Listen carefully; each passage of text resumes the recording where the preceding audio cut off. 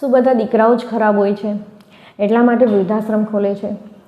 નહીં, જરા પણ નહીં. જો તમારી આવી માનસિકતા હોય તો એકવાર આ વિડીયો જરૂરથી જોજો.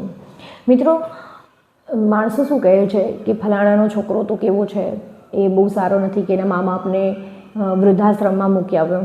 શું કરવા વૃદ્ધાશ્રમમાં મૂકી આવ્યો? એનો છોકરો જરા પણ સારો નથી. આવી વાતો બનાવતા હોય છે જ્યારે કોઈના મા બાપ વૃદ્ધાશ્રમમાં જાય ને ત્યારે.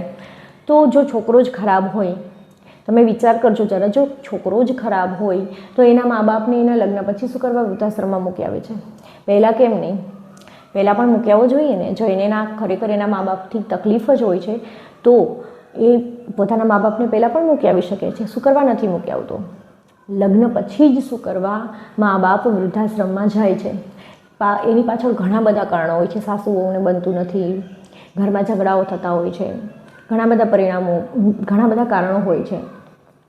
તો માત્ર છોકરો ખરાબ હોય છે એટલે એના મા બાપ વૃદ્ધાશ્રમમાં જાય છે એવું નથી હોતું.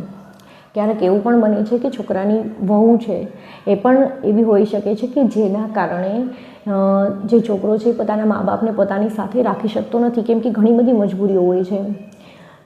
જો ઘણીવાર એવું બને કે લગ્ન જીવન પણ તૂટી શકે છે કે એવામાં કે જો તમે તમારા મા બાપને જો જોડે રાખશો તો હું નહીં રહું સાથે. આવા બધા ઘણા પ્રશ્નો થતા હોય છે. તો ખાલી છોકરો ખરાબ હોય છે એટલે મા બાપ વૃદ્ધાશ્રમમાં જાય છે એવું નથી હોતું. ક્યારેક કોકના દીકરાની વહુ પણ એવી હોય છે કે જેના કારણે મા બાપને વૃદ્ધાશ્રમમાં જવું પડે છે.